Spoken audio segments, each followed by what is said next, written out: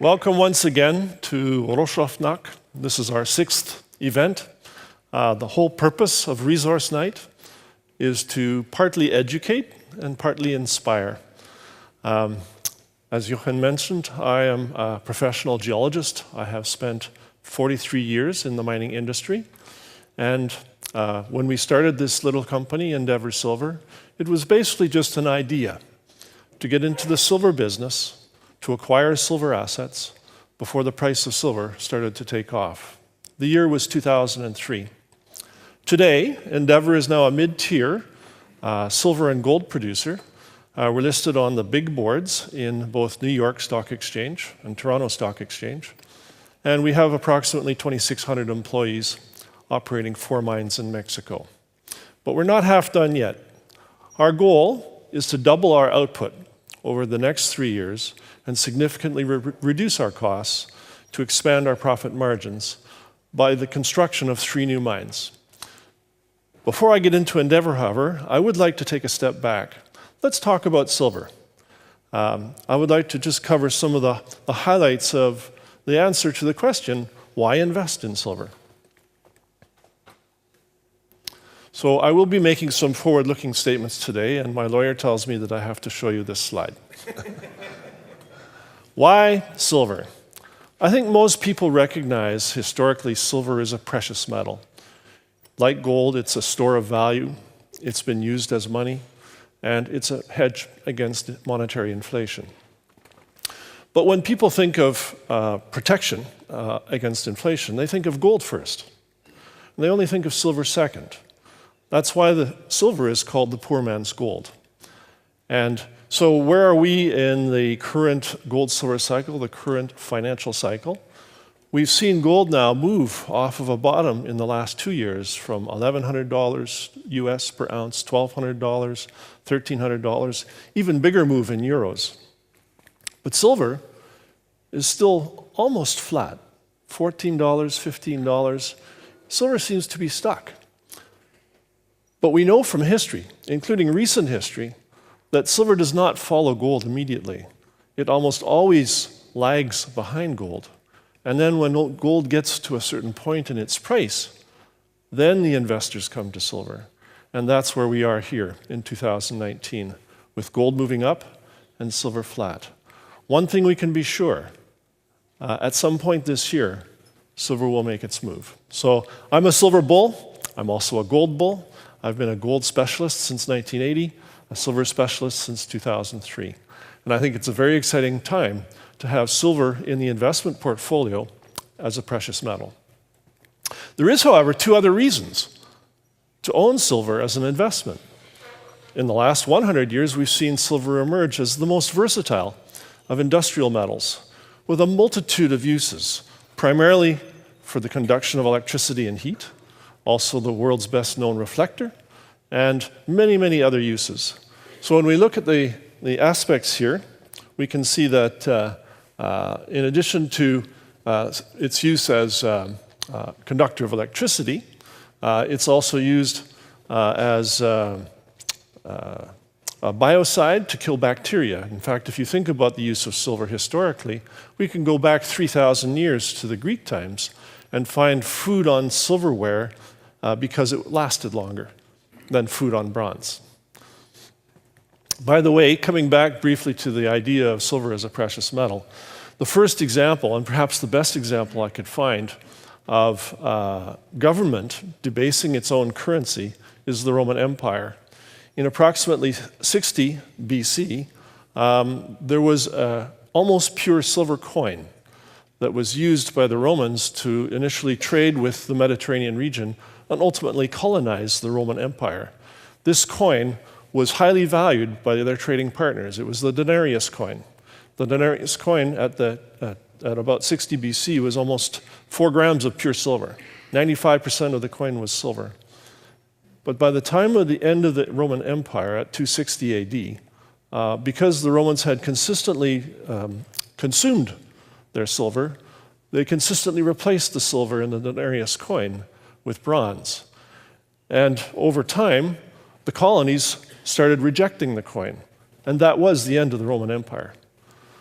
We are coming into a phase of this in the watered world, where the purchasing power of the dollar, the purchasing power of the euro, has only one direction that it can go, and that's down.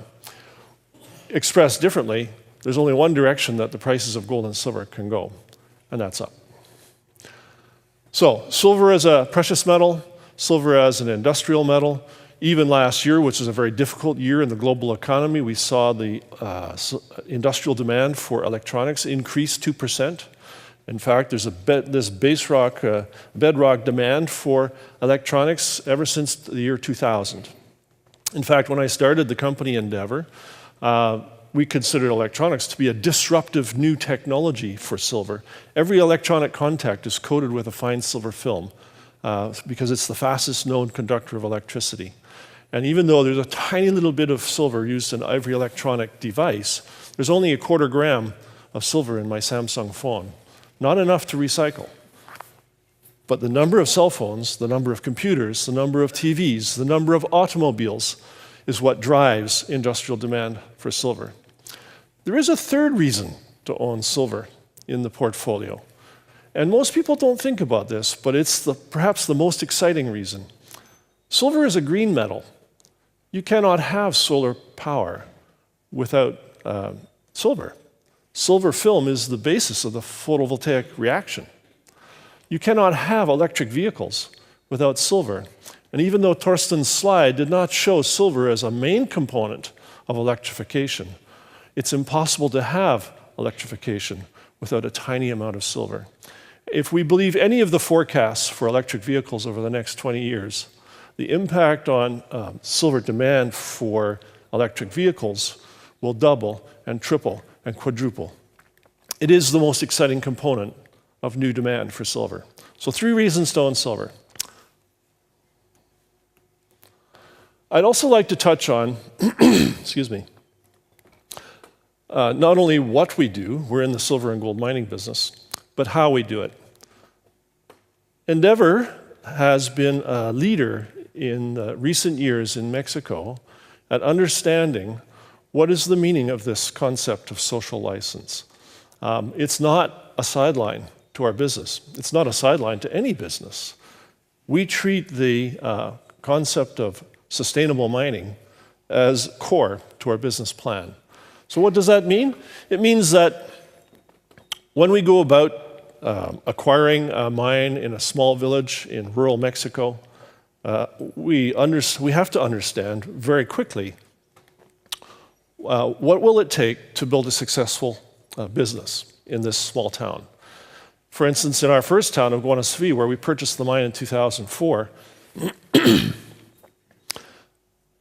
we realized very quickly that there was no nurse, no doctor, no clinic, no ambulance, no ATM, no bank, no secondary school, no paved roads, no fresh water, no sewage. But we're proposing to build and ultimately expand a mine and bring 500 employees to this little town. So for us, our initial concept of sustainability was common sense. We simply wanted to do not only what was right, but what would make our business successful. And so in partnership with the local town of Guanaceví, we brought the first nurse, doctor, clinic, ambulance, ATM, secondary school, paved roads, tree planting. This we did because it's core to the accomplishment of the business. Today, we are much more systematic about our sustainability policies, the sustainability programs. We immediately engage with local communities to build a relationship. In fact, we have a saying in Mexico: first make friends, then build a relationship, then do business. And it works time and time again.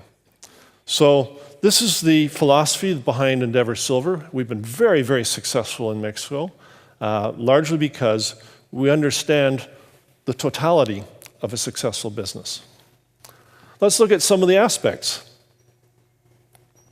One example is our environmental protection. We obviously disturb the land. When we're doing our exploration work, when we're doing our mining work, we disturb the land. Fortunately, our mines are underground mines, so the footprint is very small. Nonetheless, we realized very early on, 2004, 2005, 2006, that the Mexican approach of taking the trees down and never coming back was not going to work for us. We brought our Canadian standards to Mexico. And so we started very quickly doing our replanting every year. In fact, we have now for more than 12 years planted more than 50,000 trees and cacti every year. This is what we do. There's no law that says we should do this. There's no people asking us to do this. But we make it a partnership with the local community. We bring the kids out of school to plant trees so that they have a first-hand experience of this aspect of mining. One other example, health and safety. Because of the absence of medical treatment in this small town of Guanaceví, it was critically important that we actually bring the nurse, the doctor, the clinic. But we didn't just do this on our own. We formed a partnership with the community. We went to the local government. We did private-public partnerships to bring medical experts to the town of Guanaceví. Yes, we built the clinic and we put the doctor, but by forming these partnerships, we get the community and the government to take ownership of those programs. And so when we talk about social license, our first line of defense is our own communities because they support us. Okay, the rest of my presentation is more on the inspirational side. I would like to show you what we're trying to accomplish in this little company, Endeavour Silver. We are at a very exciting time in the history of the company.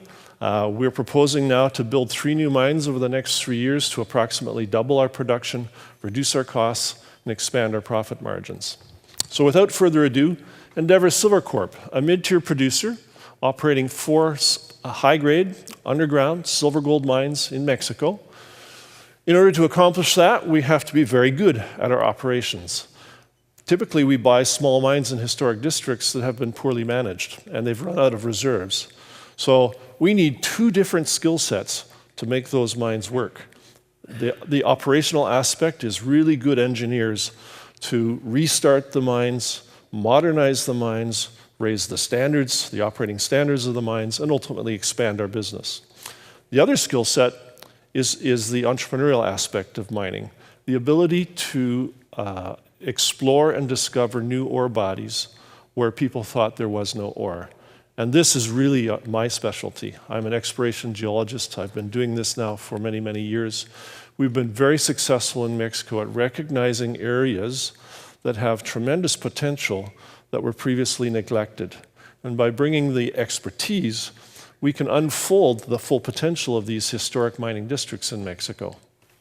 So that's basically the summary of Endeavour. Let's have a look at the core assets. They're all located in Mexico. I'm going to discuss very briefly 6 projects today. Our first mine at Guanaceví in Durango State. Our second mine at Bolañitos in Guanajuato State. Third mine, El Cubo, also in the same district of Guanajuato.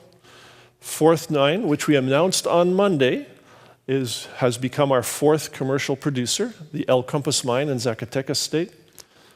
5th mine, Terranera, will become our largest mine, and we're waiting patiently these next few weeks for the board of Endeavour to make a production decision. We wish to commence construction on our 5th mine this quarter for completion by the end of 2020, approximately 18 months construction period. And last but not least, mine number 6, Parral, located in Chihuahua. The first 3 mines, Guanaceví, Bolañitos, and El Cubo, represent our phase 1 growth, approximately our first 10 years of growth. Now they're steady state. We can't grow those mines anymore. So the next 3 mines represent our phase 2 growth. And this is what I'm talking about, with an approximate doubling of our production over the next 3 years through building the El Compass, Terranera, and Parral mines. Last but not least, there is a phase 3 growth. We're thinking ahead. And we have some tremendous opportunities to make new discoveries of world-class silver, gold, and copper projects in Chile, where we have 3 projects. Some highlights last year, we expanded our production 7% year on year. We managed to grow our reserves 36% year on year, On this large new core asset at Terronera, we published a pre-feasibility study. This is a rigorous economic study, and we've received some very robust economic numbers for Terronera. We've now completed the commissioning of mine number 4 at El Compas. We expanded the reserves at mine number 2, Bolanitos, and we had a very positive exploration results at mine number 6, Parral. A quick tour of the assets. Mostly I put these here so you can get a feel for what each of these mine sites looks like. Guanaceví, our first mine, purchased in 2004 for $7 million. We've pulled more than $200 million out of this asset.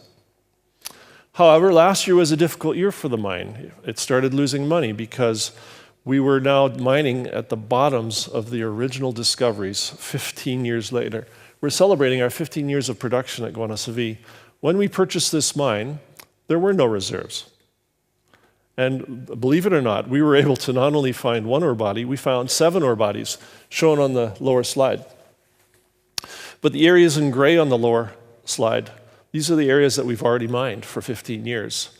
And the areas in the red, these are the new areas that we're proposing to develop to turn the mine from losing money last year to making money this year. Mine number 2, Bolanitos, 2007, exactly the same concept as Guanaceví. Bolanitos was a small mine in a historic district that had closed because they had run out of reserves. We very quickly discovered new reserves, and for 10 years now, Bolanitos has been our lowest cost mine. You can see on this slide, the properties cover almost 10 kilometers in length. The red lines represent all of the historic mine areas on the properties. And we're still operating in 4 different areas, and we're still exploring in 2 different areas. We call this the mine that keeps on giving because it refuses to give up. It keeps on giving more and more ore. And because of the very, very low costs of operations here, this mine has been our most profitable mine. In the last 10 years, we've also pulled approximately $200 million out of a mine that we paid $6 million for. Mine number 3, El Cubo, purchased in 2012. It's the southeast end of this the same district of Guanajuato. And there you see the Bolanitos properties in the red and the El Cubo properties in the blue. El Cubo was actually our biggest challenge. When we purchased this mine, the previous owner was operating the mine at a big loss. Their all-in costs of operations at that time were $42 an ounce. Last year, the all-in costs were $9 an ounce. We turned it from a cash-consuming mine into a cash cow. Okay, those were the first 3 assets. We managed to restart them, modernize them, and expand them, but now they're steady. In order for the company to grow, we need some new mines. Mine number 4, El Compas. On Monday of this week, we declared commercial production at a mine that was bought in 2016 for $6.7 million, commenced development in 2017 based on our discoveries, and achieved commercial production this past week. I don't have any operating statistics to show you, but once again, this is the south end of another historic district in Mexico, with the red lines being the historic mining areas, and our plant located in the central part of the district. Before I move to the next one, I just want to say that El Compas is our smallest mine. It's only going to produce about 1 million ounces of silver and equivalents each year, but we're only utilizing half the plant capacity. And simply by continuing our exploration to find new reserves at El Compas, we hope to fill that plant to capacity. So there is an implied expansion in our future at El Compas. Okay, the jewel in our pipeline, and I know this is a lot, but Terronera is the biggest discovery we've made yet in Mexico. We already have 70 million ounces in reserves, and we think the potential is 100, 120, 150. So it's a very exciting opportunity. It was in exploration for several years. Now we have enough economic studies that we can make a decision to build the mine. Terronera, located in Jalisco State, represents the potential to become our largest and lowest cost mine. I have a few more slides on Terronera because it's so important to the future of the company. It literally will become our next core asset. It's our first mine that we're going to build from scratch. It'll take approximately $100 million to build a mine capable of producing 5 million ounces a year for a minimum of 12 years. But the costs estimated for this mine are an incredibly low 15 cents per ounce of silver. That's a cash cost. That's the cost to run the mine for a day. Or if you look at the all-in operating costs, the study estimated $1.36 per ounce of silver produced. So this mine will not only become our lowest cost mine, it will be one of the lowest cost mines in the entire silver mining sector. Terronera will single-handedly take our consolidated operating costs from the $15 last year down below $10 an ounce. So it tremendously grows our profit margin as well. You can see on the map that we have a very large property. This is over 16,000 hectares. The red lines, again, are historic areas. Believe it or not, there are 50 old mines on 20 historic veins on the Terronera property. All of those mines closed in the Mexican Revolution of 1910. Nothing happened for 100 years. Endeavour acquired the project in 2010. We purchased it outright in 2013 for $2.75 million. This operation, when it's up and running, will generate, more than $80 million of revenue every year with an all-in cost of $1.36 an ounce. The main takeaways here are the net present value as of last August was estimated at $118 million, the internal rate of return at 24%, and the payback period 5 years. Since that study, we found an additional 20% reserves, and they will be inserted into the economic model this year, and we hope to make that announcement in the coming months. So the project is getting bigger and better. 10 years of production in the red bars, peaking at 6.8 million ounces a year in year 5, and the black line above is the grades. What drives the special low costs here at Terronera is very simple. This ore body is shallower, thicker, and richer than our other mines, so naturally the costs are lower. I've put also some grades on here. There are 2 ore bodies at Terronera. The upper one with the multicolors, all of those colors but blue represent different grades of ore. So almost that entire body will be processed over 12 years. That ore body, the upper ore body, is 1.4 kilometers long, 500 meters deep, 6 meters average thickness. There is a second ore body. It's a much smaller ore body. It only represents 10% of our revenue, but it's 3 times higher grade. It averages almost 1.2 kilos per ton. So we're using La Luz as a way to increase our production in the early years and increase our cash flows in the early years. So some catalysts very quickly on Terronera. In the next 30 days, we expect to receive the final government permit. We expect to finalize the first $50 million of debt financing. Primarily, we're using debt to finance this mine. And we'll receive the board decision to go ahead and commence construction here in the second quarter of 2019. Last but not least, Parral. This one just came into our pipeline. We paid $6 million for it in 2016. We have aggressively drilled it now for 2 years. We already have 44 million ounces of reserves. We expect to get to 60 or 80 million ounces. By the time our development team finishes building Terronera at the end of 2020, we want them to come straight to Parral to build our third new mine. If El Compas is capable of 1 million ounces a year and Terronera is capable of 5 million ounces a year, right now we think the potential of Parral is approximately 4 million ounces a year. That's 10 million ounces of new annual production just by building 3 new mines over the next 3 years. And a big property with a fabulous history. Chile, I mentioned earlier, is phase 3. Chile for us is, at this time, just an exploration project. We have 3 world-class prospects that we plan to drill in the second half of this year. But the reason I put it into my presentation is very simple. We've been in Chile for 7 years. We quietly, during the bear market, were able to acquire, with no competition, 3 fabulous projects. So let me talk about those projects. The one with the alpaca, this one we call Aida. Aida is on the border with Argentina. This is a 200 million ounce silver target. if we're correct, if we can prove this, that's $3 billion worth of silver. Major impact on a company with $350 million of market capitalization. To the left, the yellow and orange and white, this one is called Paloma. It's a 5 million ounce gold target. That represents $6 billion target. If we can prove Paloma, it has an even bigger impact on the company. But last but not least, in the lower left corner, is a photograph of a geologist on a horse, because Cerro Marquez, even though you can see it from the Pan American Highway in the far north of Chile, just south of Peru, had no road. And we literally staked this property. We've now spent several years exploring. We have some fantastic targets. The only disappointment, it's not silver. We think we have a virgin copper discovery.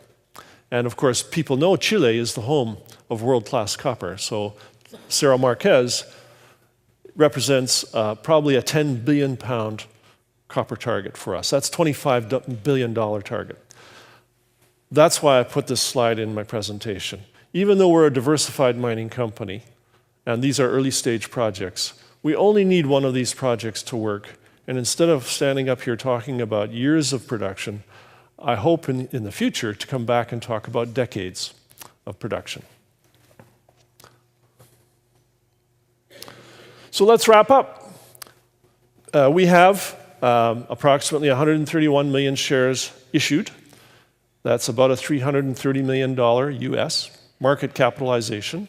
At the end of last year, we had a clean balance sheet with $33 million cash, $55 million of net working capital, and zero debt. So we have the capacity to take on debt to build Terronera. We are the red line on the lower chart, and so our stock has actually been performing better than most. And the reason is that the market finally understands that Endeavour actually has the best organic growth profile in the entire silver mining sector. What do I mean by organic? Every other silver mining company, if they want to grow, they have to buy something. Endeavour chose a different path. Because we are exploration geologists and we have a fabulous track record for making new discoveries, we decided this, even though it's perceived as a riskier approach, for us, not so much. And we think simply by rolling out new mines, making new discoveries, rolling out new mines, we can build a company that anybody would be proud to own. So, catalysts for our shareholders this year. How do we create value this year for our shareholders? We have a lot going on. We're developing 2 new mines at mine number 1, Guanaceví. We just achieved commercial production at mine number 4, El Compass. We're proposing to make a production decision and start the development of mine number 5 at Terronera. Our mine number 6, Peral, is our biggest exploration program this year.